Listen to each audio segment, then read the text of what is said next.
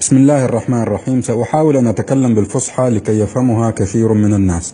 اليوم عندي لكم معلومة طبية مهمة جدا جدا وخطيرة في نفس الوقت. كلنا يعرف أنه يوجد أعضاء في الجسم إذا مرضت فهي تشفى بإذن الله، مثل الجروح كم يوم وتشفى.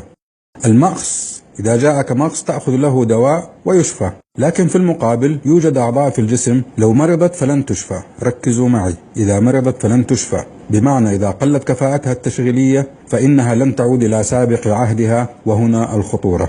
قلنا إذا جرحت في الأحوال الطبيعية، يعني إذا كنت لا تشكو من سكر أو عائق آخر يؤخر الشفاء، فسوف تشفى بإذن الله بعد كم يوم. لكن هذا العضو الذي أتحدث عنه اليوم إذا انخفضت كفاءته إلى 90% فإنه لن يعود إلى 100%، وإذا انخفضت إلى 80 فلن تعود كفاءته إلى 90، وهكذا إلى أن تصل إلى الصفر، وهذا يعني فشل العضو. هذا العضو المهم هو الكلى أو الكلى. كثير من الناس لا يعلم أن كفاءة الكلى تنخفض لديه إلا إذا تفاقمت حالته وفوجئ بالطبيب يقول له عندك فشل كلوي ولازم تغسل. ليس هناك علاج يعود بالكلى إلى حالتها الطبيعية إلا الزراعة، وطالما أن الكلى لا تعود إلى حالتها الطبيعية، إذن ماذا تفعل؟ تحافظ على مستوى وظائف الكلى الحالي كي لا تسوء أكثر. بمعنى إذا كانت الكلى تشتغل بنسبة 60%، إذن أحافظ على مستوى 60%، لأنها بطبيعة الحال أفضل من 40، وال40 أفضل من 20. طيب كيف أحافظ على مستواها الحالي؟ هناك ممنوعات وهناك واجبات. أول الممنوعات هي تعاطي المسكنات القوية، بروفين، فولترين، روفيناك بصفة يومية ولفترة طويلة، هذا ممنوع. يمكنك أخذ المسكن وقت اللزوم، عندك صداع قوي، عندك ألم في أسنانك، ممكن تأخذ المسكن لفترة محدودة. أما الاستمرار يوميا ولسنوات فهذا مؤكد فشل كلوي.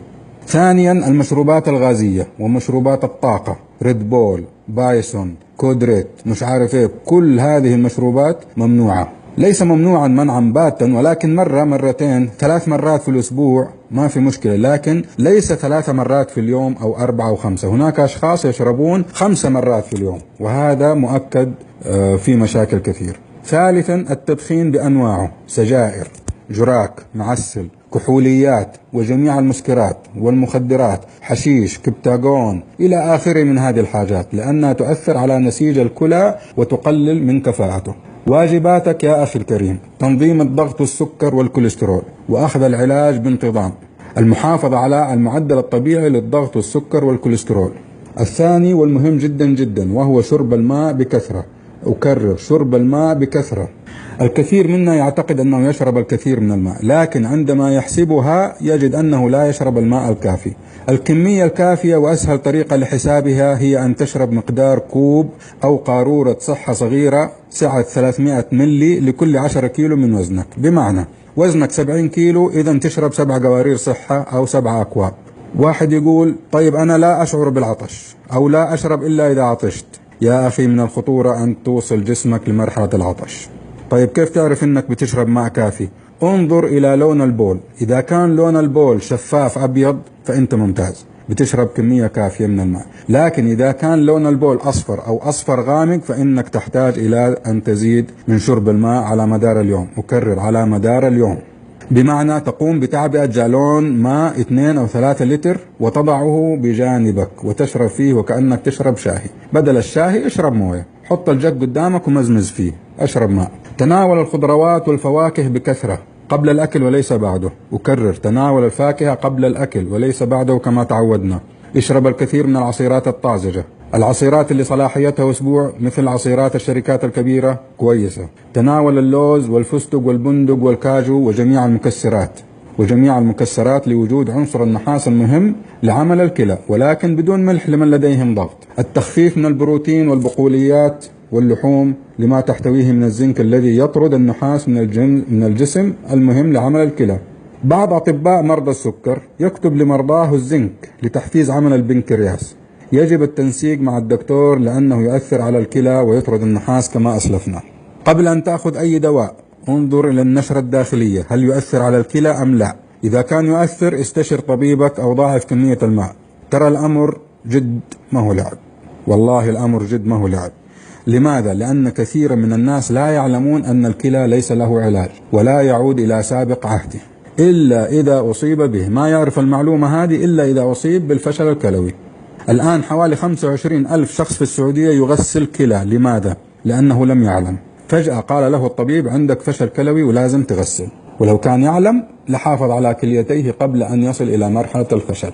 الآن حافظ على كليتيك قبل أن تتمنى أن تعود بك الأيام لتحافظ عليها. يعني بمعنى عندما أقول لك اشرب ماء بكثرة اشرب، عندما أقول لك أوقف تدخين وقف تدخين. زمان يقولوا التدخين يسبب السرطان، أصبحت هذه أسطوانة مشروخة ولم يعد لها تأثير والكل لا يزال يدخن. الآن إذا استمريت في التدخين والحشيش والمسكرات والمشروبات الغازية ومشروبات الطاقة بايسون كودريد ريد بول وما شابهها، فأنت تدمر كليتيك بيديك، وأنت تعلم أن الأمر جد وليس بهزل. واسأل الطبيب عنها. اسأل طبيبك هل يشفى الكلى إذا جاء قصور كلوي؟ سيقول لك لا. هل تعلم ماذا يعني غسيل كلى؟ يعني إنك أصبحت شخص مسكين، من البيت للمستشفى، تقضي يومك في المستشفى لترجع إلى البيت وترتاح من تعب الغسيل، وما إن ترتاح حتى يأتي اليوم التالي أو الذي بعده لترجع للمستشفى. يعني حياتك من البيت للمستشفى ومن المستشفى للبيت، لا إنتاجية، لا شغل، لا استمتاع، لا خروج، لا ولا شيء. تعطيل وتوقف كامل عن كل ما يوحي بالحياة. هذه المعلومة مهمة، احفظوها وحفظوها لعيالكم وقولوها لكل من عرفت ومن لم تعرف، لأنه في قصور توعوي وإعلامي في هذه الناحية.